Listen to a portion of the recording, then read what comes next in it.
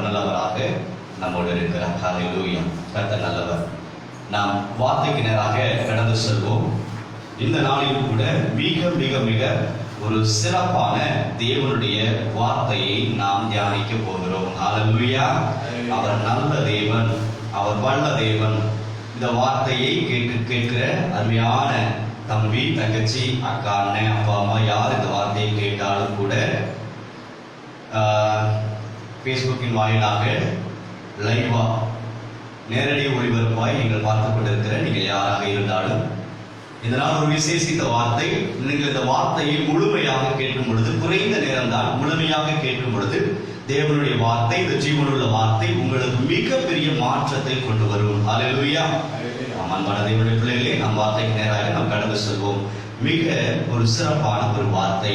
இந்த நாள் என்ன தலைப்பு? நான் தேவனிடத்திலே நான் ஜெபிக்கும் பொழுது போன வாரமே இந்த வார்த்தையை நான் கொடுக்க வேண்டும் என்று நான் விரும்பினேன். ஆனால் ஆண்டவர் சொன்னார், போன வாரம் ஏற்கனவே கொடுத்த ஸ்தோத்திரத்தை குறித்து பேச சொல்லி சொன்னார். அதை தான் போன வாரம் பேசினோம். மறுபடியும் 2 முறை அதை பேச சொன்னார். அது மிகப்பெரிய ஒரு லாபத்தை கொடுத்தது. ஹல்லேலூயா. லாபம் என்றால் என்ன? எந்த சூழலிலும் மகிழ்ச்சியை வாழ்வதை தேவன் கற்றுக் கொடுக்கிறார். இந்த நாளில் கூட தலைப்பு என்ன? யாரை நம்பலாம்? யாரை நம்புறது? ஹல்லேலூயா. இன்னைக்கு தலைப்பு என்ன? யாரை நம்புறது? யாரை நம்புறதுன்னே தெரியல. ஹல்லேலூயா. இன்னைக்கு தலைப்பு அப்படிதான். இன்னைக்கு வாழ்க்கையே நிறைய பேருடைய வாழ்க்கையில கேள்வியா தானே, யாரை தான் நான் நம்புறது? இருக்கா இல்லையா? யோசிச்சு பாருங்க. எந்த மாதிரி சூழல்ல, வேற வழியே இல்லாத சூழல்ல நான் யாரை நம்புறது? ஹல்லேலூயா. கர்த்தர் நல்லவர். ஆமென். நான் யாரை நம்புவேன், நான் யாரை வெறுப்பேன் அப்படின்னு சொல்லி ஒரு அருமையான ஊழியர் கூட பாடி இருக்காரு. ஹல்லேலூயா. அப்ப இன்னைக்கு தலைப்பு யாரை நம்புவேன்? யாரங்க நம்புறது? அப்பா அம்மாவை, அண்ணன் தம்பிய, அக்கா தங்கச்ச, சித்தி சித்தப்பாவை, பெரியம்மா பெரியப்பாவை, மாமா அத்தைய, நாத்தனார, மச்சான, மச்சாந்தார, இல்ல கணவன் மனைவிய, இல்ல மனைவி கணவனை, இல்ல ஃப்ரெண்டு, என் உயிர் நண்பன் அப்படின்னு சொல்றவங்களையா, இல்ல எங்களை போல ஊழியக்காரர்களையா? யாரை நம்புறது? இந்த கேள்வி நிறைய நேரங்கள்ல ஏற்படும். ஹல்லேலூயா.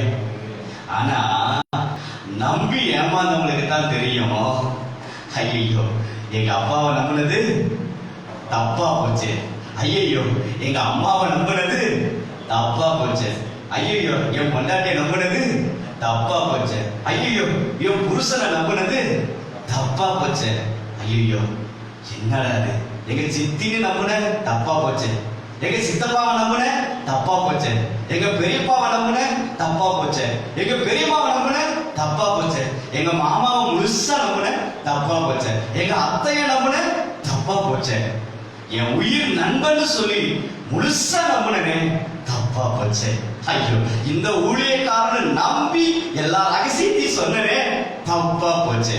இந்த சூழல் எப்படியா இருந்தாலும் ஒரு மனிதனுக்கு வந்துவிடும். ஹல்லேலூயா. ஏதாவது ஒரு சூழல்ல நம்புன தப்பா போச்சு. என்னக்குமே இப்படி நம்பும் பொழுது சரியாக வராது. ஹல்லேலூயா. யாரை நம்பலான்னு கணக்கெடுத்து பார்த்தா இந்த கணக்குல இந்த சொன்ன யாரை நம்பினாலும் கடைசியாக தப்பா போச்சே அப்படின்னு தான் சொல்லுவான். ஏன்னா ஏதோ ஒரு சூழலில் வெறுப்பு வந்துவிடும், கசப்பு வந்துவிடும். ஹல்லேலூயா. ஒரு மனிதனை நம்பும் பொழுது நிச்சயமாக கசப்பும் வெறுப்பும் தான் மிஞ்சும். உண்மைதானே? உங்க வாழ்க்கையில் அனுபவிச்சிருக்கீங்களா? நான் நிறைய அனுபவிச்சிருக்கிறேன். மனிதனை நம்பும் பொழுது கசப்பும் வெறுப்பும் தான் மிஞ்சும். எதற்கு நாம் நம்புகிறோம் என்றால் நல்லா கவனிச்சு பாருங்க. எதுக்கு நம்புறோம் அப்படின்னா, ஒரு பண கஷ்டம் வரும் பொழுது அட இவங்க நமக்கு கொஞ்சம் பணம் கொடுத்து உதவுவாங்க அப்படின்னு சொல்லி நம்புவோம். ஆனா கிடைக்காத பட்சத்துல கசப்பு வரும், வெறுப்பு வரும். அடுத்து மன கஷ்டம், அடடா மனசுக்கு ரொம்ப இதா இருக்கு, இதை இவங்கள்ட்ட சொல்லி எப்படியாவது சரி பண்ணிக்கலாம் அப்படின்னு போகும் பொழுது அவங்க சில வார்த்தைகளை சொல்லி காயப்படுத்தும் பொழுது இன்னும் கசப்பும் வெறுப்பும் வரும். அடுத்து உடல்நிலை சரியில்லாத பொழுது அடடா இவங்க வந்து என்ன பார்த்துக்கிட்டா நல்லா இருக்குமே அப்படின்னு தோணும். ஏண்டா வந்து நம்மள பார்த்து கொள்கிறார்கள் என்கிற வெறுப்பே வந்து விடும். அல்லேலூயா. உடம்பு சரியில்லாதப்ப கூட நம்மள சரியா கவனிக்க மாட்டாங்களே அப்படிங்கிற கசப்பு வந்து விடும். அல்லேலூயா. நான் இங்க சொல்ற எல்லாருமே சின்ன பிள்ளையில இருந்து பெரியவர்கள் வரை எல்லாருக்கும் பொருந்தும். அல்லேலூயா. அப்ப ஒரு மனிதனை நம்பும் பொழுது கசப்பும் வெறுப்பும் ஏற்படும். அல்லேலூயா. அப்ப இவங்களெல்லாம் நம்பலாமா? அதுக்காண்டி சண்டை போட்டு வெறுப்பா இருந்துடலாமா? இருக்கக்கூடாது. தேவன் சொல்லுகிறார், ஒருவருக்கு ஒருவர் அன்பு கூறுகள் சொல்றார். உன்னை நேசிப்பது போல பிறனையும் அடுத்த மனிதனையும் நேசிக்கணும்னு சொல்றாரு. அன்பா இருக்க வேண்டும், பாசமா இருக்க வேண்டும், நட்பா இருக்க வேண்டும். ஆனால் நம்பி இருக்க கூடாது. அல்லேலூயா. ஒரு மனிதனை நம்பி இருக்கவே கூடாது. அல்லேலூயா. நல்ல தெளிவா கவனமா கவனிச்சுக்கங்க. நான் வேத ஆதாரத்தோடு உங்களோடு பேசுகிறேன். அல்லேலூயா. ஏன்னா அப்படி நம்பி இருக்கும் பொழுதுதான் கசப்பு ஏற்படும். இன்னைக்கு நிறைய சொந்தங்கள் மத்தியிலே நம் வாழ்க்கையில் கசப்பு ஏற்பட்டு நாம் பிரிந்து இருக்க காரணம் என்ன? சிந்திச்சு பாருங்களேன். ஒரு வசதியா இருக்க, நல்லா கையில கழுத்துல எல்லாம் அப்படி தங்கம்லாம் போட்டு இருக்க, நம்முடைய தேவைகள் இருக்கு. நம்முடைய நினைப்பு என்னவா இருக்கும்? அவங்க கிட்ட போயிட்டு, சரி ரைட்டு, நமக்கு அர்ஜென்ட்டா பணம் தேவைப்படுது, அவங்க கிட்ட கேட்டா கண்டிப்பா கொடுப்பாங்க, நம்பி கேட்கிறோம். கேட்கும் பொழுது அவங்க இல்லைன்னு சொல்லிட்டாங்கன்னா கண்டிப்பா கசப்பு வருமா வராதா? வரும். நம்ம கேட்டு இல்லைன்னு சொல்லிட்டாலே கசப்பு வந்துடும். சில நேரத்துல என்ன பண்ண மாட்டாங்க, பேசவே மாட்டோம் இல்லையா? அவ்வளவுதான், அந்த உறவே கட்டாய் போயிடும். நான் கஷ்டப்படும் போது இவங்க உதவி செய்யல, இவங்க எல்லாம் பெரிய உறவா, இவங்கள பெரிய சொந்தமா, இவங்க அவ்வளவு பெரிய நண்பனாவ அப்படிங்கிற எண்ணம் வந்துவிடும். இது மனிதனுடைய தவறான சிந்தனைக்கு பிசாசு நடத்துகிற காரியம். நல்ல கவனமா கவனிச்சுக்கங்க. நம்புறதுனாலதான் பிரச்சனை. யோசிச்சு பாருங்க. இப்ப அதே நேரத்துல ஒரு மனுஷனை நம்பி குடும்பத்தில் இருக்கிற எல்லா ரகசியத்தையும் சொல்றோம்னு வச்சுக்கோங்களேன். ஏதோ ஒரு சூழ்நிலை யார நம்பி உங்க ரகசியத்தை சொல்றீங்களோ அந்த நபரோட உங்களுக்கு சில பிரச்சனைகள் ஏற்படும் பொழுது அவர் என்ன பண்ணுவாரு? எல்லாத்தையும் வெளியில சொல்ல ஆரம்பிச்சிருவாரு. அப்ப கசப்பு வருமா வராதா? வெறுப்பு வருமா வராதா? ஏன் நான் நம்பும் பொழுது நம்முடைய எல்லா காரியத்தையும் சொல்லிவிடுகிறோம், நம்முடைய ரகசியங்கள் அனைத்தையும் பேசி விடுகிறோம். அதனாலேயே கசப்பும் வெறுப்பும் வந்து விடுகிறது. அல்லேலூயா. நான் சொல்றது புரியுதுங்களா? நம்பி வாழ்றது நல்லா புரிஞ்சுக்கங்க. நல்ல ஆரம்ப நாட்கள்ல தேவனை ஏற்றுக்கொண்ட பொழுது, உள்ளே கடந்து வரும் பொழுது, நான் இதெல்லாம் கடந்து வந்த பாதை, நான் கற்றுக்கொண்ட பாதை. ஒரு மனிதன் நமக்கு ஒரு உதவி செய்யும் பொழுது மனிதனுடைய இயல்பு என்ன தெரியுமா? ஒரு மனிதனுக்கு உதவி செய்யும் பொழுது அந்த உதவி செய்கிறவரே தெய்வம் போல தெரியுமா? அவன் தான் கடவுள் போல தெரியுமா? நல்லா புரிஞ்சுக்கங்க. இன்னைக்கு நிறைய நேரங்கள்ல அப்படி நாம் ஏமாந்து போய் விடுகிறோம். ஒரு மனிதன் நமக்கு ஒரு அவசர ஆத்திரத்துக்கு ஒரு உதவியை செய்த பொழுது என்ன பண்றது பாருங்க. ஒண்ணுமே இல்லை, இப்ப நான் போய் எனக்கு ஒரு 10,000 ரூபாய் பணம் தேவை. அப்படி தேவைப்படும் பொழுது திடீர்னு நான் ஒருத்தரை நம்பி கேட்க அவங்க கொடுத்துடுறாங்க. இல்ல பரவாயில்ல வறுமையா, இல்ல பரவாயில்ல வச்சுக்கங்க, இல்ல பரவாயில்ல இருந்தாங்க, இல்ல ஆர்டர் கொடுக்க சொன்னார் வச்சுக்கங்கன்னு சொல்லி எனக்கு ஒரு கிஃப்டாவே கொடுக்குறாங்கன்னு வச்சுக்கோங்களேன். ஆனா இயல்பா நான் ஒரு சராசரி மனிதனாக நான் இருந்தேன் என்றால் என்னோட எண்ணம் எப்படி இருக்கும் தெரியுமா? அந்த 10,000 ரூபாய் கொடுத்த மனிதனை சார்ந்த வாழ ஆரம்பிச்சேன். பரவாயில்ல, இந்த தடவை இந்த மனுஷன் 10,000 ரூபாய் கொடுத்தாரு, நீ அடுத்த ஒரு காரியத்துக்கு என்ன பண்ணுவோம்? அந்த மனுஷனை கேட்போம், அந்த மனுஷன் தருவாரு. எந்த சூழலையும் அவர் 10,000 ரூபாய் தருவாரு. நான் சொல்றது புரியுதுங்களா? அவர் அரிசி தருவாரு, அவர் பருப்பு தருவாரு. நான் சொல்றது புரியுதுங்களா? ஒரு விசேஷம் அப்படின்னா நமக்கு தேவையானதை கொடுப்பாங்க. நான் சொல்றது புரியுது? நல்லா புரியுதுங்களா? நான் அந்த முறையெல்லாம் ரொம்ப மனுஷனை நம்பி வாழ்ந்து கடைசியில நொந்து போயிருக்கேன். அல்லேலூயா. நொந்து போயிருக்கேன், ரொம்ப நொந்து போயிருக்கிறேன். அல்லேலூயா. திடீர்னு பார்த்தா ஹாஸ்பிட்டலுக்கு, நான் இதெல்லாம் சொல்றதெல்லாம் ஒரு 8 வருஷத்துக்கு முன்னாடி சொல்றேன். அல்லேலூயா. கர்த்தர் நல்லவர். ஒரு ஹாஸ்பிட்டல் செலவுக்கு வேணும், ஏன் சொல்ல போனா 5 வருஷத்துக்கு முன்னாடி கூட வச்சுக்கலாம். ஒரு ஹாஸ்பிட்டல் செலவுக்கு வேணும் அப்படின்னா என்ன பண்றோம்? ஒருத்தர் டக்குனு தாங்க செலவுக்கு வச்சுக்கங்க, பரவாயில்ல நீங்க திருப்பி தர வேண்டாம் வச்சுக்கன்னு கொடுத்துட்டாங்கன்னா திருப்பி அந்த என்ன சொல்ல தெரியுமா? அடுத்த முறை மாத்திரை வாங்கணுமே, ஒரு சொல்லுவேன் என்ன பண்ணணும்? அவரு கொடுப்பாரு. எவரு கொடுப்பாரு? ஏற்கனவே கொடுத்தாரு, அவர் கொடுப்பாரு. மனுஷனுடைய இயல்பு பாருங்க. ஒரு மனிதன் ஒரு மனிதனை நம்பி வாழ்கிறான், சார்ந்து வாழ்கிறான். அவங்க எல்லாத்தையும் பார்த்துக்குவாங்க. அல்லேலூயா. கர்த்தர் நல்லவர். இது இயல்பு. நல்லா நம்ம வாழ்க்கையில நல்லா கவனிச்சு பாருங்க. பிள்ளைகள் எடுத்துக்கங்க, பெத்தவங்களை நம்பி வாழ்ந்துட்டே இருப்பாங்க. நம்பி வாழ்வாங்க. எங்க அப்பா கேட்டதை கொடுப்பாரு, எங்க அம்மா கேட்டதை கொடுப்பாங்க, நம்பி வாழ்வாங்க. கொடுக்காத பட்சத்துல பிள்ளைகளுக்கு பெற்றோர்கள் மீது வெறுப்பு வரும், கசப்பு வரும். அல்லேலூயா. அது இன்னொரு விஷயம் இருக்கு பாருங்க. பணம் மட்டும் இல்லைங்க, பணத்துக்கு மட்டும் நம்புறது கிடையாது, ஆறுதலுக்கு நம்புகிறார்கள் மனிதர்கள். ஐயோ, இந்த மனிதனிடத்தில் எனக்கு ஒரு ஆறுதல் கிடைக்காதா? என் தம்பியிடத்திலிருந்து, என் சகோதரியிடத்திலிருந்து, என் உறவினரிடத்திலிருந்து, என் நண்பரிடத்திலிருந்து எனக்கு ஒரு ஆறுதல் கிடைக்காதா? என் மனது ரொம்ப காயப்பட்டிருக்கிறது. இதற்கு இதமாக எனக்கு யாராவது, எனக்கு ஃபேவரட்டா, எனக்கு சாதகமா யாராவது பேசி ஆறுதல் சொல்ல மாட்டாங்களா? ஒரு ஏக்கம் மனிதனிடத்தில் இருக்கிறது. நம்பிக்கை. நம்ம யாரை நம்பி ஒரு ஏக்கம், ஐயோ பரவாயில்ல, ஒரு 4 வார்த்தை நல்ல விதமா பேசினா பரவாயில்ல, உடம்பு சரியில்லை, எங்க அப்பா மடியில வச்சு தலையில விட்டா பரவாயில்ல, எங்க அம்மா மடியில படக்க வச்சுட்ட. நம்பிக்கை, நம்புறது. அது கிடைக்காத பட்சத்தில் அவர்கள் மீது வெறுப்பு வரும். அல்லேலூயா. புரியுதுங்களா? நம்புறது. நம்பி நம்பி நம்பி வாழும் பொழுதுதான் குடும்பத்தில் பிரச்சனை வர்றதுக்கு என்ன காரணம்? கணவன் மனைவிக்குள்ள பிரச்சனை வர்றதுக்கு என்ன காரணம்? கணவன் மனைவி ஒருவருக்கொருவர் எதிர்பார்ப்பு, நம்பிக்கை வரும் பொழுது எதிர்பார்ப்பு அதிகமாக வரும். முழுசா நம்பும் பொழுது என் வீட்டுக்காரே எனக்காக இதை செய்ய மாட்டாரா, அதை செய்ய மாட்டாரா, அந்த ஏக்கம் வரும். ஏன்னா நம்பிக்கை செய்வாரு. கணவனை முழுவா நம்பும் பொழுது அது கிடைக்காத பொழுது வெறுப்பு வரும். அடுத்து மனைவி, என் மனைவி எனக்கு உடம்பு சரியில்லை, எனக்கு ஒரு சூடா காஃபி வச்சு கொடுப்பாங்க. அப்புறம் வேற என்ன பண்ணுவாங்க? தைலம் தேய்ச்சி விடுவாங்க, ஒத்து கொடுப்பாங்க, எனக்கு முதுகுல போட்டு எல்லாம் நீ விடுவாங்க, கைகளை அமுத்தி விடுவாங்க. நம்பும் பொழுது எதிர்பார்ப்பு வந்துவிடும், அது கிடைக்காத பொழுது வெறுப்பு வந்துவிடும். அல்லேலூயா. ஒரு மனிதன் ஒரு மனிதனை நம்பினால் கசப்பும் வெறுப்புமே வரும். அல்லேலூயா. அன்பா இருங்க.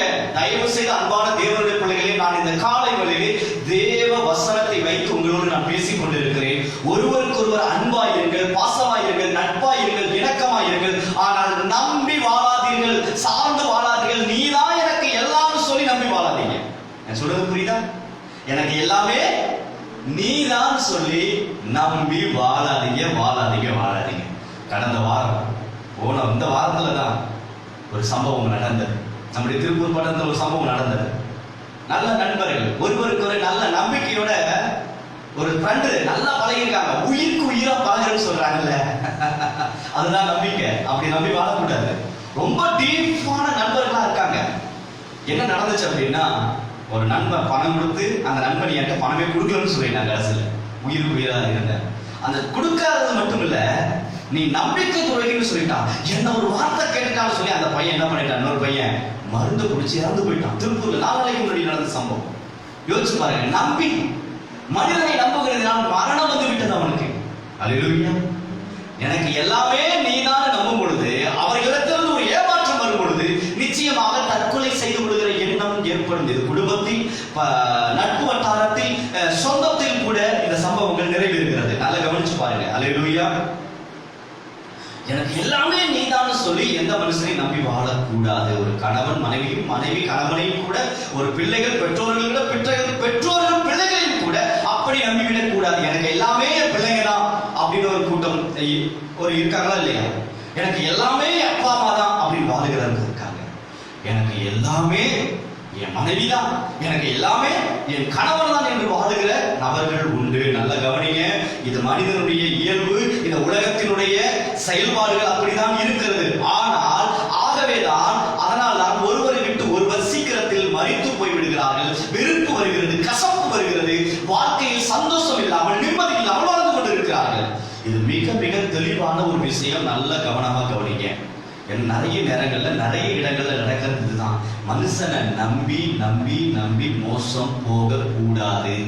வாழ்க்கையில நீங்க அந்த வாழ்க்கை என்கிற பக்கத்தை திருப்பி பார்த்தீங்கன்னா, முன்னாடி பக்கத்தை திருப்பி பார்த்தீங்கன்னா உங்களுக்கு தெரியும் யார நம்பி இருப்போம், என்னென்ன அடிபட்டிருப்போம், என்னென்ன கஷ்டப்பட்டிருப்போம், என்னென்ன அவமானப்பட்டிருப்போம் நல்லாவே உங்களுக்கு தெரியும். நிச்சயமா தெரியும். எல்லா மனுஷருக்குமே தெரியும். ஒரு மனிதனை நம்புறதுனால தான். ஏன்னா நல்லா பழகக்கூடிய ஒரு சொந்தங்கள், ஒரு நண்பர்கள் வட்டத்துல கூட என்ன நடக்குது, இன்னைக்கு பேசாம இருக்கிறதுக்கு வாய்ப்பு இருக்கு. பார்த்திருக்கீங்களா? இன்னைக்கு நம்ம கூட பேசாம இருப்பாங்க. என்ன காரணம் என்றால், நாம் அவர்களை நம்பி இருப்போம், அவர்கள் ஏமாற்றி இருப்பார்கள். ஒருவேளை அவர்கள் நம்மை நம்பி இருப்பார்கள், நம்மால் அவர்கள் ஏமாற்றப்பட்டிருப்பார்கள். ஆகவேதான் என்ன நடக்குது, பிரச்சனை வருகிறது, நிம்மதி இல்லாமல் போகிறது. சில நேரத்தில் அந்த நபர்களை பார்க்கும் பொழுது மனசு எப்படி இருக்கும், பகிர்ந்து இருக்கும், கருக்குன்னு இருக்கும். இந்த போன பார்த்துட்டோமா, இந்த அம்மாவையா பார்த்தோம். புரியுதுங்களா நான் சொல்றது? ஏன் இந்த மனிதனுக்கு வருது? ஏன் நான் நம்பணும், நம்புனது நடக்கல, அதனால நமக்கு இப்படி ஒரு கஷ்டம் ஏற்படுகிறது. அல்லேலூயா. அது நம்பிக்கை என்பது என்னன்னா, சார்ந்து வாழ்வது. நினைச்சு பாருங்க, இப்ப என்னுடைய பிள்ளைகள் இருக்கிறார்கள், நான் ஒரு நல்ல தகப்பனாய், என்னுடைய மனைவி ஒரு நல்ல தாயாய் இருந்து இவர்களை நடத்தி வருகிறோம். அப்படி வரும்பொழுது அந்த பிள்ளைகள் எங்களிடத்தில் அன்பு வைக்கலாம், பாசம் வைக்கலாம், ஆனால் என் வாழ்க்கையே என் அப்பாவும் அம்மாவும் தான் என்று வாழ்ந்தார்கள் என்றால், நிச்சயமாக ஏதாவது ஒரு சூழலில் நாங்கள் அவர்களை வெறுக்கும்படியாக சில காரியங்கள் பேசும் பொழுது அவர்களுக்கு கசப்பு வந்துவிடும். அல்லேலூயா. யோசிச்சு பாருங்க, நல்லா யோசிச்சு பாருங்களேன். அம்மா அம்மா அம்மான்னு சொல்லி தூக்கி தலையில வச்சுக்கிறது உண்மைதான். நம்ம வச்சிருக்கோமா இல்லையா?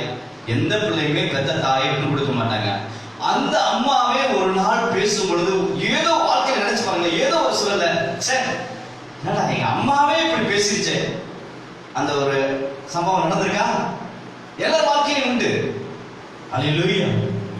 நான் 100% இந்த மனுஷனை தானே நம்பி வந்தேன் அப்படின்னு சொல்லி நிறைய இடங்கள்ல மனைவிகள் சொல்லுவாங்க. ஆனா அதே கணவன் சில தவறுகள் செய்யும் பொழுது ஏமாற்றம் அடைகிறாங்களா? நடக்குதா? அதே போல மனைவி பாருங்க, 100% என் மனைவி என்கிட்ட அன்பா இருப்பான்னு நினைச்சா, ஆனா இப்ப அந்த பேச்சை என்னால கேட்க முடியல. என்ன காரணம்? சார்ந்து வாழ்வது. அன்பு செலுத்தணும், பாசமாய் இருக்கணும், நட்பாய் இருக்கணும், நல்ல உறவுகளாய் இருக்கணும். ஆனால் நம்பி சார்ந்து வாழ்ந்து விடாதீர்கள். அப்படி வாழ்ந்துட்டோம்னா நம்மளால நிம்மதியா சாப்பிட கூட முடியாது. நல்லா புரிஞ்சுக்கங்க, யாரும் யாரையும் நம்பி சார்ந்து வாழக்கூடாது. தனியா நின்று பழகணும். அல்லேலூயா. யோசிச்சு பாருங்க, ஒரு மனுஷனை சார்ந்து வாழணும்னா, இப்ப எனக்கு என்னோட இதயத்தை உங்களுக்கு வச்சிருக்கலாம், என் இதயம் உங்க கூட மட்டும்தான் இருக்கும். அப்ப நீங்க இருந்தா தான் நான் வாழணும், அப்படித்தானே இருக்கணும். யோசிச்சு பாருங்க. இல்ல என்னோட கண்ணை இங்க வச்சிருக்கலாம், இப்ப அந்த என் பொண்ணு இருந்தா தான் என்னால வாழ முடியும் அப்படிங்கிற மாதிரி ஆயிடும். அப்பதான் நான் பார்க்க முடியும். புரியுதுங்களா? என்னுடைய நுரையீரலை உங்களுக்கு வச்சுட்டாங்க, அப்ப நீங்க என் கூட இருந்தா தான் என்னால நுரையீரலால சுவாசிக்கவே முடியும். புரியுதுங்களா? ஏன் அப்போ ஒவ்வொருவருக்கும் தனித்தனியாக உடல் உறுப்புகளை ஏன் கடவுள் வைத்தார்? ஏன் தேவன் படைத்தார்? தேவன் ஏன் ஒவ்வொரு மனிதனையும் தனித்தனியாக தனித்துவமாக ஏன் படைத்தார்? ஒவ்வொருவரும் தனித்து நிற்க வேண்டும். யாரும் யாரையும் நம்பி சார்ந்து வாழக்கூடாது. என்னடா புதுசா பிரசங்கம் பண்றாரு அப்படின்னு உங்களுக்கு கேள்வியா இருக்கலாம். நீங்கள் இப்படி வாழும் பொழுது இந்த உலகத்தில் ஒரு சாட்சியாக வாழ முடியும், ஒரு தனிப்பட்ட முறையில் நீங்கள் வளர்ந்து வர முடியும், அநேகருக்கு பிரயோஜனம் உள்ளவர்களாக வாழ முடியும், எந்த சூழலிலும் நிம்மதியோடு வாழ முடியும், வருத்தமே வராது, வாழ்க்கையில பிரச்சனையே வராது. வாழ்க்கையில பிரச்சனை வர்றதுக்கு என்னங்க காரணம்? வாழ்க்கையில செத்து போயிடலாங்கிற எண்ணம் வர்றதுக்கு என்ன காரணம்? கரெக்டா சொல்லுங்க. பதத்தங்க வரைக்கும் சொல்லிட்டே வர, செத்து போயிடலாங்கிற எண்ணம் ஒரு மனிதனுக்கு வருதுன்னா என்ன காரணம்? ஏன்னா மனுஷனை நம்புறதுனால. அந்த நம்பும் பொழுது, நம்பிக்கை துரோகம் நடக்கும் பொழுதுதான் என்ன நடக்கிறது? இறந்து விடலாம். அதே போல இன்னும் பாருங்க, யாராவது நமக்கு முக்கியமானவங்க ஒரு வாரம் நம்ம கூட நல்லா பேசிட்டு ஒரு வாரம் நம்ம கிட்ட போன் பேசினா நமக்கு எப்படி இருக்கும்? ஏன் பேசல, எதுக்கு பேசல, என்னவா இருக்கும், என்ன பிரச்சனையா இருக்கும், சிந்தனை போகுதா, கேள்வி வருதா? நீங்க சொல்லுங்க தம்பி, ஒரு நாள் உங்க மனைவி பேசலன்னா உங்களுக்கு என்ன வருவது?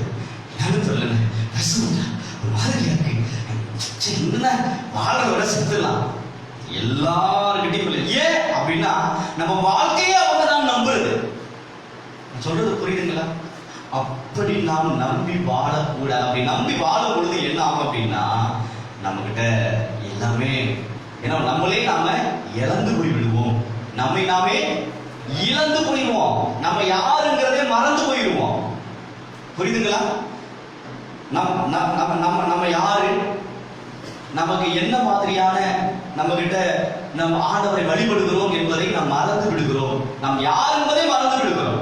தயவு செய்து நல்லா புரிந்துங்க அன்பான தேவனுடைய பிள்ளைகளே. நீங்கள் யாரை நம்பலாம் என்கிற தலைப்பில் இன்று நாம் தியானித்துக் கொண்டிருக்கிறோம். தயவு செய்து ஒரு மனிதன் ஒரு மனிதனை நம்பி சார்ந்து வாழ்ந்து விடாதீர்கள். அண்ணா உங்களை நான் மட்டும் என்ன வானத்துல தொப்புல குதிச்சு வந்தேன், நானும் மனுஷன் தான், என்னையும் நம்பாதீங்க. நான் சொல்றது புரியுதுங்களா? அண்ணன்ட்ட போனா ஜெபம் பண்ணா சரியாயிடும், தயவு செய்து அப்படி நம்பிடாதீங்க. அல்லேலூயா. அண்ணன்ட்ட ஒரு பிரச்சனைக்குன்னு போனா அவர் பேசினா கொஞ்சம் மனசுக்கு ஆறுதலா இருக்கு, அதனால போனா கொஞ்சம் பரவாயில்ல அப்படின்னு சொல்லி வந்துடாதீங்க. அப்படி நம்பி வந்துடாதீங்க. கண்டிப்பா மனசு கசப்பு வந்துடும் ஒரு நாள். அல்லேலூயா. ஏனென்றால் எந்த அப்பா அம்மா அண்ணன் தம்பி தங்கச்சி சித்தப்பா சித்தி பெரியப்பா மாமா அத்தை சொந்தம் பந்தம் நண்பர்கள் என்ன மாதிரி ஊழியக்காரர்கள் யாரையுமே நீங்கள் நம்ப வேண்டாம். தயவு செய்து நம்பி விடாதீர்கள். அப்படி நம்பும் பொழுது நிச்சயமாகவே நமக்கு கசப்பும் வெறுப்பும் தான் மிஞ்சும். நம்முடைய இருதயத்தில் நிம்மதி இல்லாமல் போய்விடும், கவலை நிரம்பிவிடும், கண்ணீர் வந்துவிட்டே இருக்கும். நம்ம வாழ்க்கையில எப்படா செத்து போலாங்கிற எண்ணம் தான் வரும். தயவு செய்து யாரும் யாரையும் நம்பி சார்ந்து வாழ வேண்டாம். இதை எதை வச்சுன்னு நீங்க சொல்றீங்க அப்படின்னு என்கிட்ட நீங்க ஒரு கேள்வி கேட்கலாம். நான் வசனத்தை உங்களோடு நான் வைத்து பேசுகிறேன். ஏசாயா 2ஆம் அதிகாரம் 22வது வசனம் இப்படியாக சொல்லுகிறது. நல்ல கவனமா கவனிங்க. நாசியிலே சுவாசம் உள்ள மனுஷனை நம்புவதை விட்டு விடுங்கள். முடிஞ்சு போச்சு. நாசியில சுவாசம் உள்ள மனுஷனை நம்புவதை விட்டு விடுங்கள். யாரு சொல்ற? கர்த்தரே சொல்ற. அல்லேலூயா. நம்ம யாரும் யாரையும் நம்பி சார்ந்து வாழ்ந்தோம்னா நாம நல்லா இருப்போம், நம்புறவன் நல்லா இருப்பான். இப்ப நான் ஒருத்தரை நம்புறேன்னு வச்சுக்கீங்களா, அவங்க நல்லா இருக்கலாம், ஆனா நம்பி மோசம் பாருங்க நான் நல்லா இருக்க முடியாது. நான் சொல்றது புரியுதுங்களா உங்களுக்கு? சொல்றது புரியுதுங்களா?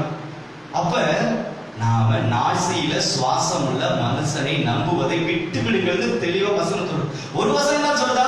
இன்னொரு இடத்தில் சொல்லுகிறது. சங்கீதம் 118:8 சொல்லுகிறது, மனுஷனை நம்புவதை பார்க்கிலும் கர்த்தர் பேரில் பற்றுதலாய் இருப்பதே நாம்.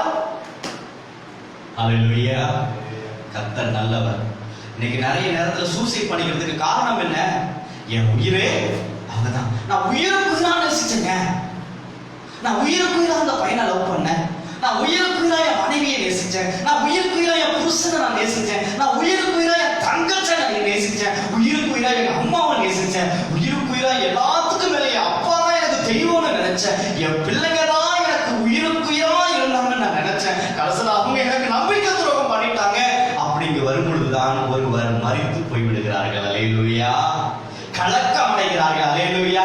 நிம்மதியை இழந்து போகிறார்கள். நல்லா புரிஞ்சுக்கங்க. ஒரு மனுஷனை தயவு செய்து நம்பி சார்ந்து வாழ கூடாது. அல்லேலூயா.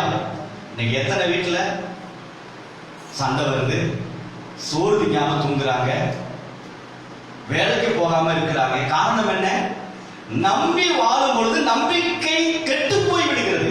நம்பிக்கை கெட்டு போகும் பொழுது அந்த நிம்மதி முற்றிலும் அற்று போய் விடுகிறது. நிம்மதியே இல்லாம போயிருக்கு குடும்பங்கள். அல்லேலூயா. நல்லா யோசிச்சு பாருங்க. நடக்குதா இல்லையா? நான் எல்லாம் இல்லாததை ஏதாவது உங்கள்கிட்ட நான் பேசுறேன்னா உண்மையை பேசுகிறேன். ஏன்னா நம்முடைய சபையில் இருக்கக்கூடிய பிள்ளைகள் எல்லாமே தனித்துவம் வாய்ந்தவர்களாக இருக்க வேண்டும். அப்படி ராஜா போல இருக்கணும். அல்லேலூயா. எதுக்காகவும் தயங்க கூடாது. அல்லேலூயா. என்னுடைய பிள்ளைகளுக்கு கூட அதை நான் கற்றுக் கொடுக்கிறேன். இந்த வாரத்துல முக்கியமா எந்த சூழல்ல ஒண்ணு பணம், இன்னும் இந்த வியாதி, உடம்புல காய்ச்சலோ இல்ல வெள்ளவீனமோ வரும்பொழுது அவங்க வந்து பார்த்தா நல்லா இருக்குமே, யாராவது பக்கத்துல கூட இருந்தா நல்லா இருக்குமே, அந்த ஏக்கம் வரும். நிச்சயமா அது வரக்கூடாதுங்க, வரக்கூடாது. அது இல்லாத பொழுது அவர்கள் மேல் நமக்கு வெறுப்பு வந்து விடும்.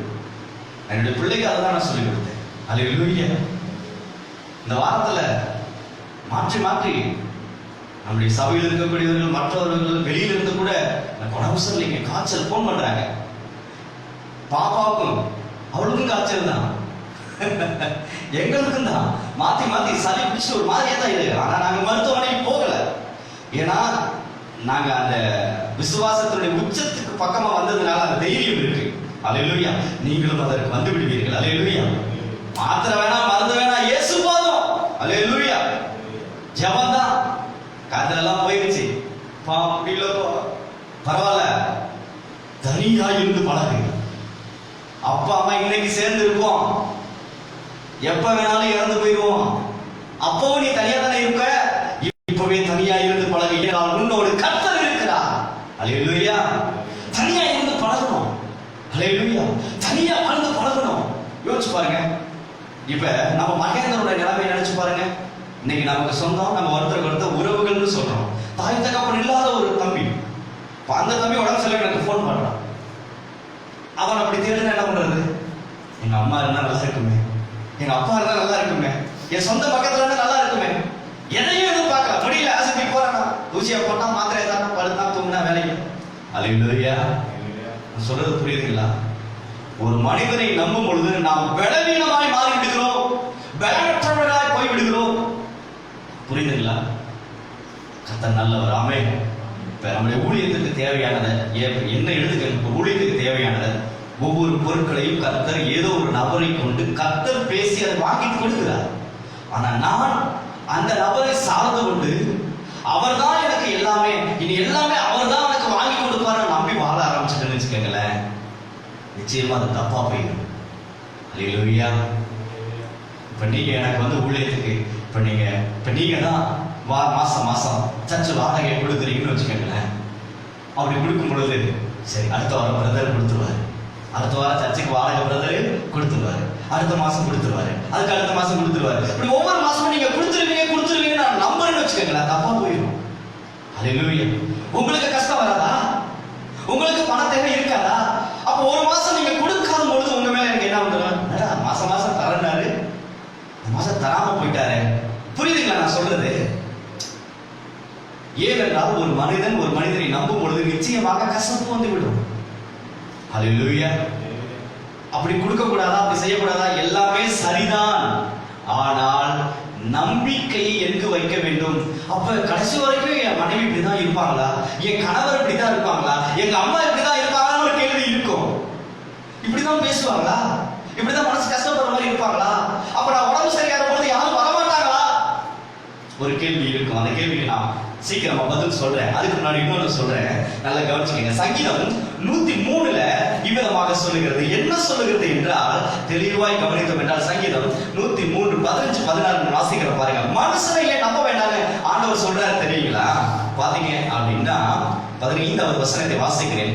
மனுஷனுடைய நாட்கள் புல்லுக்கு ஒப்பாய் இருக்கிறது, வெளியின் புஷ்பத்தை போல் பூக்கிறான், காற்று அதன் மேல் வீசின உடனே அது இல்லாமல் போயிற்று, அது இருந்த இடமும் இனி அதை அறியாது.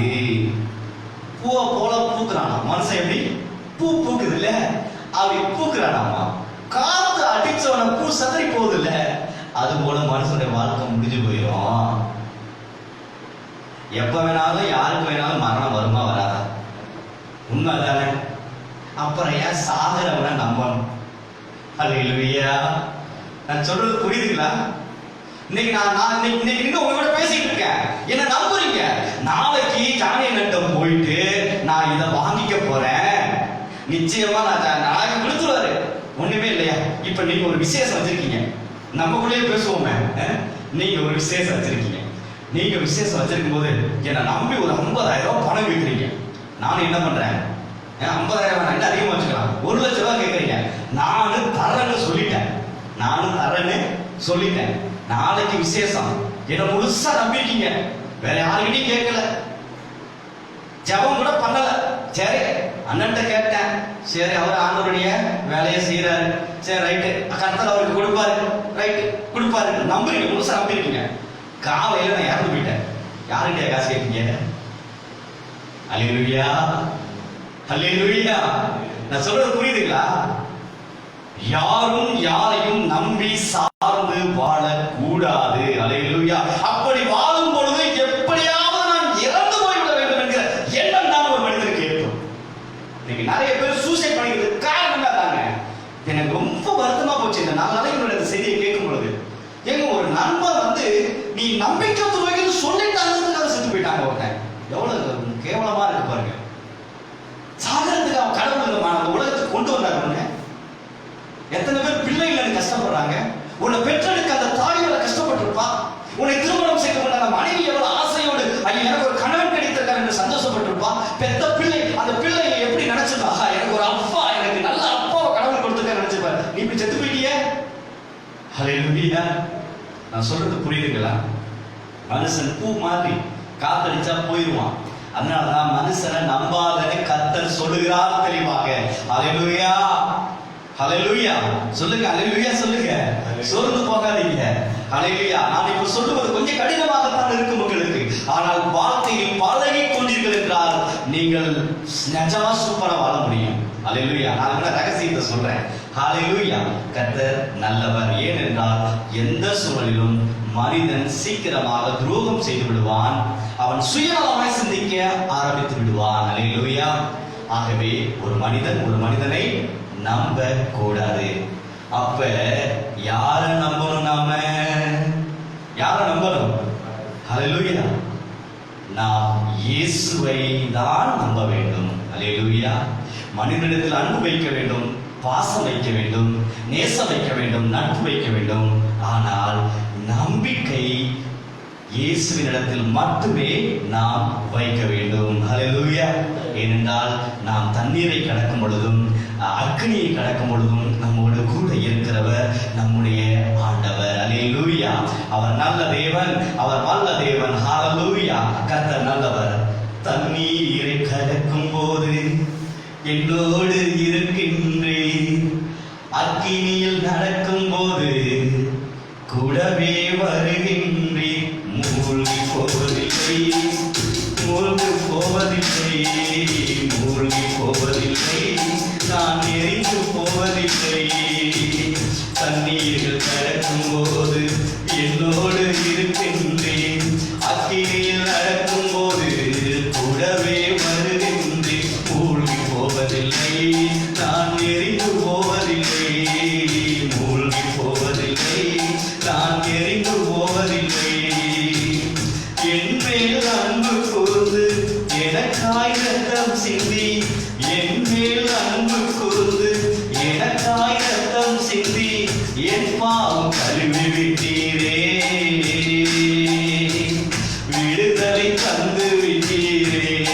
அப்பா, என் பாவம் கழுவி விட்டீரே, விடுதலை தந்து விட்டீரே. நன்றி ஐயா, நன்றி ஐயா. சொல்லுவோமா? நன்றி ஐயா, நன்றி ஐயா. தண்ணீர்கள் கடக்கும் போது என்னோடு இருக்கின்றேன், அக்கினியில் நடக்கும் போது கூடவே வருகின்றேன். மூழ்கி போவதில்லை, நான் எரிந்து போவதில்லை, மூழ்கி போவதில்லை, நான் எரிந்து போவதில்லை. உமது பார்வையிலே விலையேற பெற்றவன் நான், உமது பார்வையிலே விலையேற பெற்றவன் நான், மதிப்பிற்கு உரியவன் நானே என்று மகிழ்வுடன் நடனமாடுவேன். அம்மா, மதிப்பிற்கு உரியவன் நானே என்று மகிழ்வுடன் நடனமாடுவேன். நன்றி சொல்லுவோமா சேர்ந்து? நன்றி ஐயா. வாய்களை திறந்து சொல்லுவோம். நன்றி ஐயா, நன்றி ஐயா. மனதார நன்றி ஐயா. சேர்ந்து சொல்லுவோமா? நன்றி ஐயா. சத்தமாய் சொல்லுவோம். நன்றி ஐயா, நன்றி ஐயா, நன்றி ஐயா. மீண்டும் சொல்லுவோம்.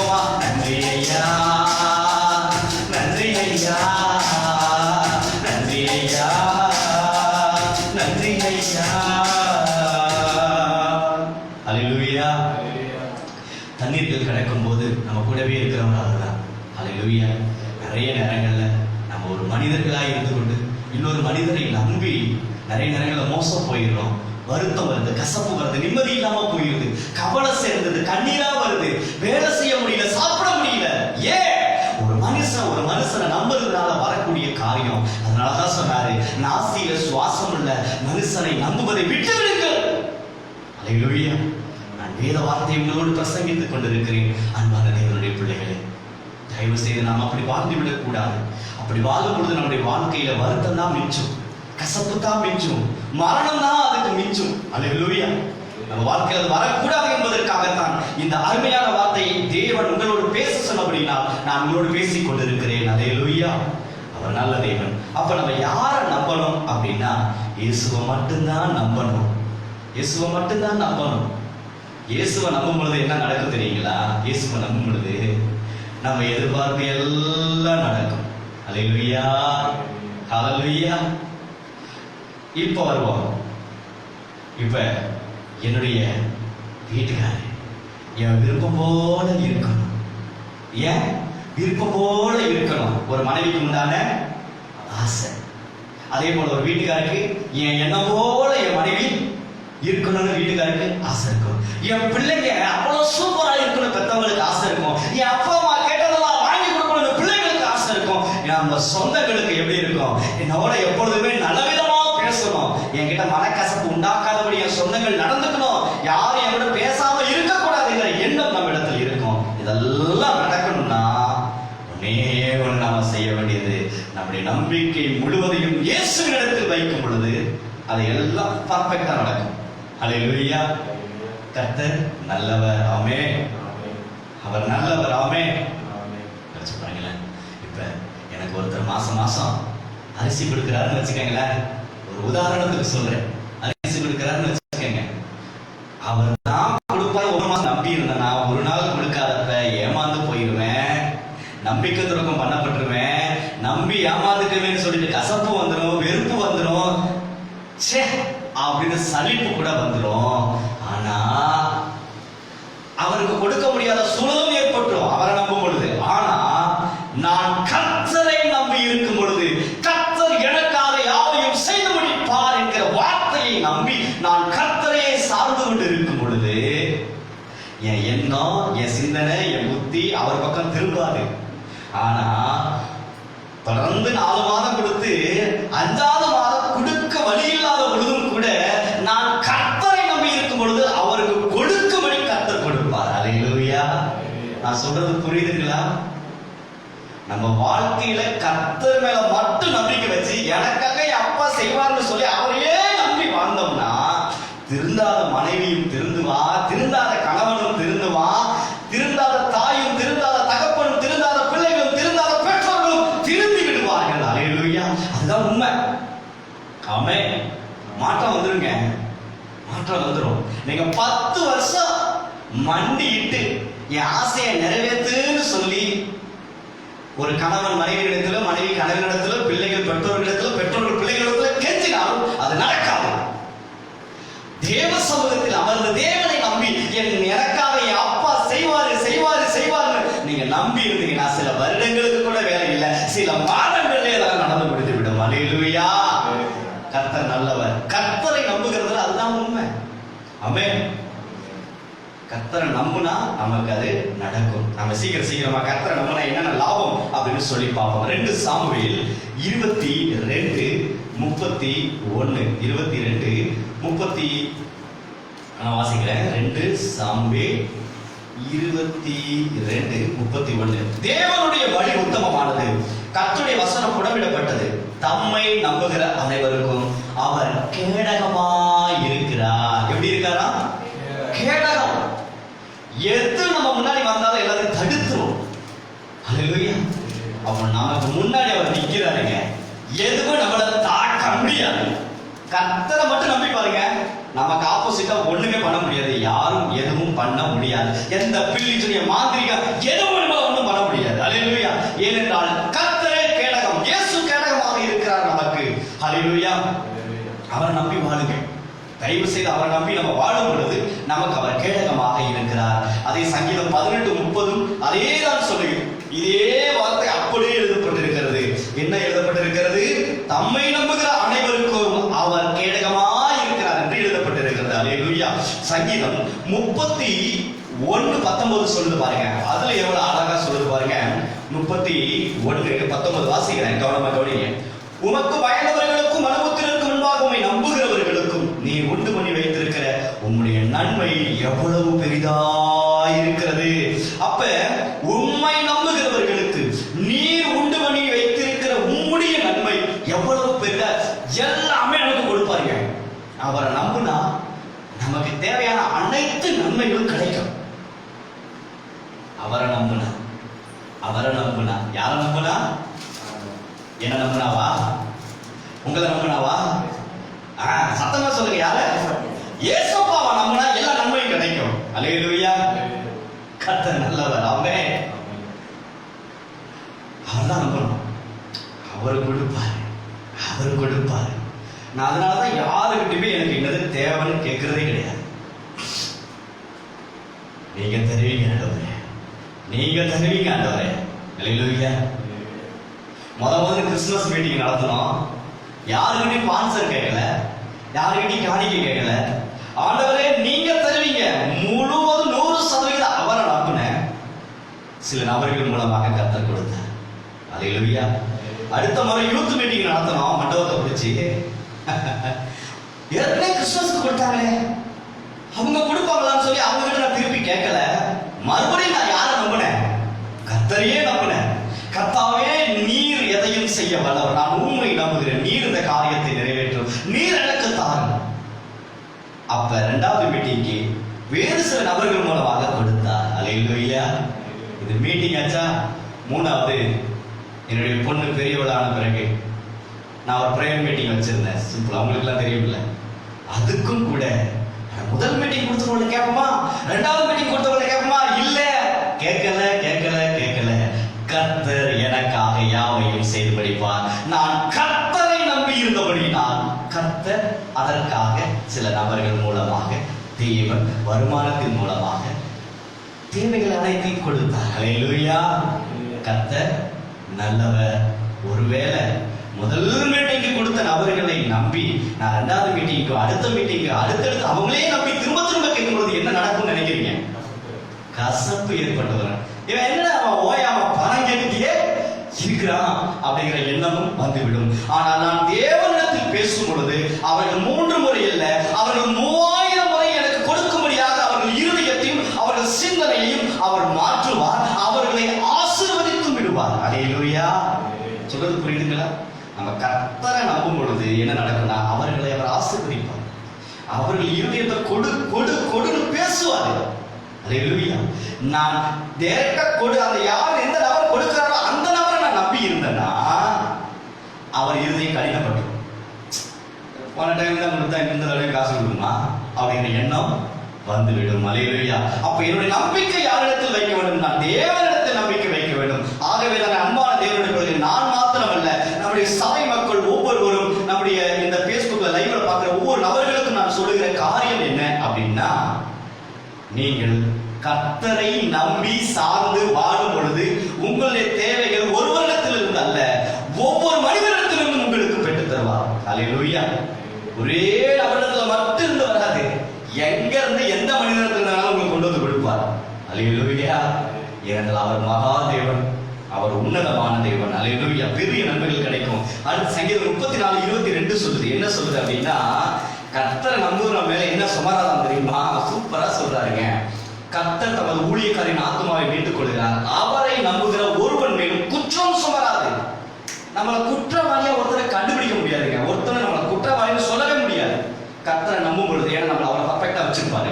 அடுத்து பாருங்க 62:5 சங்கீதம் 62:5.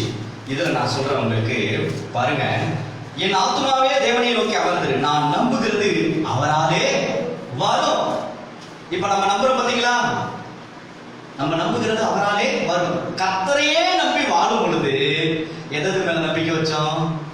நான் வேலை செஞ்சா எனக்கு நிறைய வருமானம் வரும் ஒரு நம்பிக்கை வச்சிருக்கீங்களா? அது கண்டிப்பா வந்துடும். என் மனைவி என்ன ரொம்ப நேசிக்கிறவளா என்று ஒரு நம்பிக்கை இருக்கா, அதுவும் நிறைவேறும். என் கணவன் என் தேவைகள் எல்லாத்தையும் அவர் வாங்கி கொடுக்கணும், என்னை என் ஆசைப்படி அவர் என்ன நல்லா அன்பா பார்த்துக்கணும், என்ன அரவணைப்பா இருக்கணும்னு நினைக்கிறீங்களா, அதுவும் நடக்கும். என் பிள்ளைங்க ரொம்ப நல்ல பிள்ளைகளா இருக்கும்னு நினைக்கிறீங்களா, அதுவும் நடக்கும். நீங்க எதெல்லாம் நம்புறீங்களோ அதெல்லாம் வரும். அப்ப முதல் தரமான நம்பிக்கை யார் மேல வைக்கணும்? கர்த்தர் மேல, இயேசப்பா மேல வைக்கணும். இயேசுவை முழுமையாக அவர் எனக்கு எல்லாத்தையும் கொடுப்பார் நம்பும் பொழுது இதெல்லாம் ஆட்டோமேட்டிக்கா நடக்கும். அல்லேலூயா. மனுஷன் பூ போலதான், காத்துப்பட்டா செத்துருவான் தான், உதிர்ந்து போவான் தான். ஆனா கர்த்தரை நம்பும் பொழுது அந்த பூவையும் உதிராமல் நமக்காக மணக்க செய்வார். அல்லேலூயா. மணக்க செய்வாருங்க, மணக்க செய்வார். நிறைய நேரம் நான் இந்த ஊழிய பாதையில, இந்த ஆவிக்குரிய வாழ்க்கையில இயேசுவை ஏற்றுக்கொண்ட பிறகு நான் கடந்து வந்த பாதையில் கற்றுக்கொண்டதை நான் உங்களுக்கு கற்றுக் கொடுக்கிறேன். அல்லேலூயா. நான் கற்றுக்கொள்ள பல வருடமானது. சில நிமிடத்தில் நான் உங்களுக்கு இந்த ரகசியத்தை சொல்லிக் கொடுக்கிறேன். அல்லேலூயா. ஆகவே உங்கள் வாழ்க்கையில் நீங்கள் நலமாக இருக்க வேண்டும் என்பதற்காகவே. ஆமென். அல்லேலூயா. கர்த்தர் நல்லவர். ஆகவே நீங்கள் நம்புகிறது உங்களுக்கு எல்லாம் கிடைக்கணும், நீங்க நம்புறதெல்லாம் வரணும் அப்படின்னா அவரை தான் நம்பணும். ஆமென். அடுத்து பாருங்க, 64:10 சொல்லுது. என்ன சொல்லுது அப்படின்னா, நீதிமான் கர்த்தருக்குள் மகிழ்ந்து அவரை நம்புவான், செமையான இருதயமுள்ளவன் யாவரும் மேன்மை பாராட்டுவார்கள். கர்த்தரை நம்புறவன் தான் நீதிமானாமா. அடுத்து பாருங்க, சங்கீதம் 125:1 சொல்லுது, சியோன் பர்வதம் போல் நிலைத்திருப்பார்களாமா. சியோன் பர்வதம் போல நிலைச்சிருப்பாங்களாம். சங்கீதம் 125 வாசிக்கிறது. வார்த்தைகளை வாசிக்கிறது ரொம்ப அவசியமான ஒண்ணு. தங்கள் கோணலான வழிகளுக்கு சாகிறவர்களை கர்த்தர் அக்கிரமக்காரருடைய போக பண்ணுவார், இஸ்ரவேலுக்கோ சமாதானம் உண்டு. நல்லா வாசிக்கிற சங்கீதம் 125:1. கர்த்தரை நம்புகிறவர்கள் என்றென்றைக்கும் அசையாமல் நிலைத்திருக்கும் சீயோன் பர்வதத்தை போல் இருப்பார்கள். சீயோன் அப்படின்னாலே அது பரிசுத்த ஸ்தலம், தேவன் வாசம் பண்ணுகிற இடம், அந்த மலை. அப்ப பரிசுத்தமுள்ள ஒரு மலையை போல நிலைச்சு நிற்பாங்களாம் கர்த்தரை நம்பும் பொழுது. அல்லேலூயா. கர்த்தர் நல்லவர். ஆமென். அடுத்து பாருங்க, அடுத்து நீதிமொழிகள் 16:20 சொல்லுது, கர்த்தரை நம்புகிறவன் பாக்கியவான் சொல்லுது. நீதிமொழிகள் 28:15 சொல்லுகிறது, கர்த்தரை நம்புகிறவன் செழிப்பான் என்று சொல்லுகிறது. அதே நீதிமொழிகள் 29:25 சொல்லுகிறது, கர்த்தரை நம்புகிறவனுக்கு கர்த்தர் அவனை உயர்ந்த அடைக்கலத்திலே வைப்பார். நாளா பணக்காரன் ஆக முடியுமாங்க? நாளா பெரிய ஆக முடியுமாங்க? வசதி ஆக முடியுமா? நான் 4 பேருக்கு வேலை கொடுக்க முடியுமா? கண்டிப்பா கொடுக்க முடியும். நீ கர்த்தரை நம்பினால் உன்னை உயர்ந்த அடைக்கலத்தில் கொண்டு போய் வைப்பார்.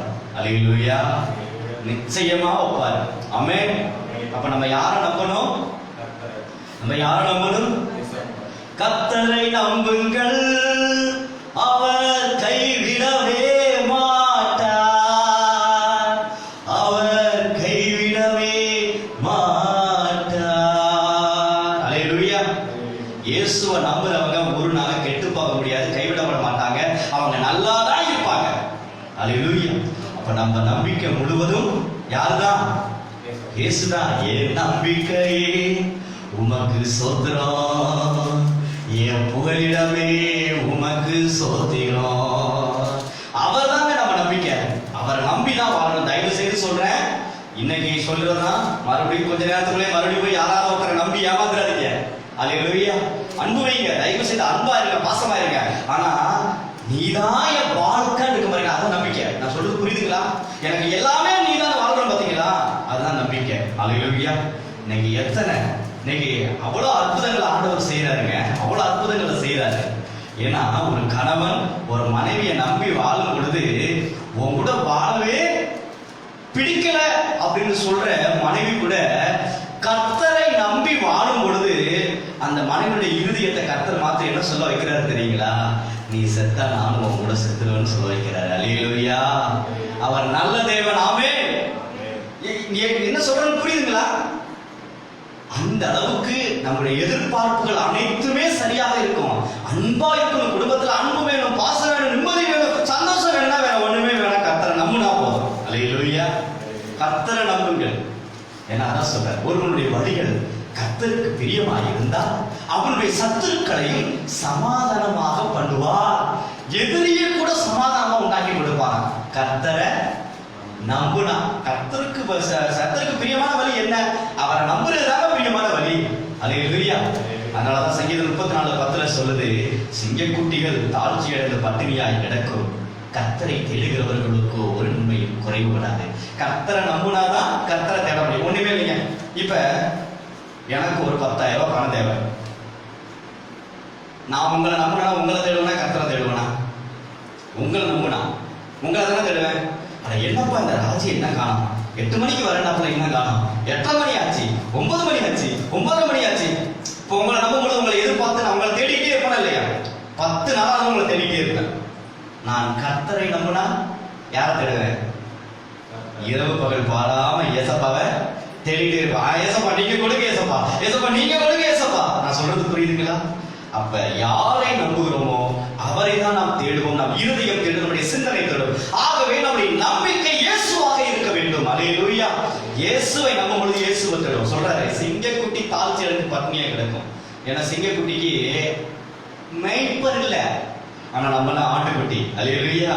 ஆட்டுக்குட்டிக்கு மேய்ப்பர் இருக்கிறதுனாலதான் நமக்கு நல்ல புல்லுள்ள இடங்கள்ல மேய்த்து அமர்ந்த தண்ணீர் நம்மளை கொண்டு போய் விடுறாரு. ஒரு விஞ்ஞான ரிப்போர்ட் சொல்லுது, என்ன சொல்லுது தெரியுங்களா?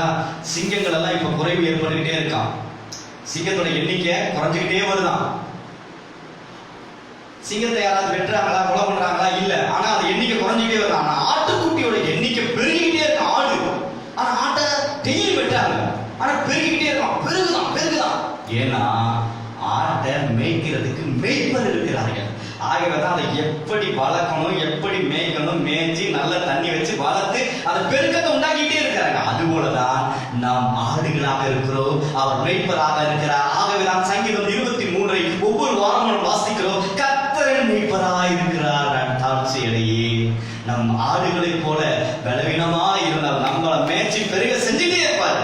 அல்லேலூயா. அவர் நல்ல தேவன். ஆமென். ஆகவே நமக்கு ஒரு நன்மையும் குறைவுபடாது. யாக்கோபு 1:17 அதான் சொல்லுகிறது, நன்மையான எந்த ஈவும் பூரணமான எந்த வரமும் சோதனையின் பிதாவினிடத்திலிருந்து இறங்கி வருகிறது. நமக்கு நல்லது அனைத்தும் கொடுக்கிறவர் அவர்தான். நமக்கு நல்லது கொடுக்கிறவர் அவர்தான். அப்ப யாரை நம்பணும்? நல்லா சத்தமா சொல்லுங்க, யாரை நம்பணும்?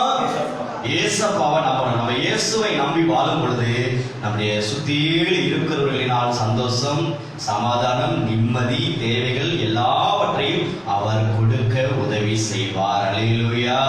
கண்களை மூடி நாம் ஜெபிப்போம்.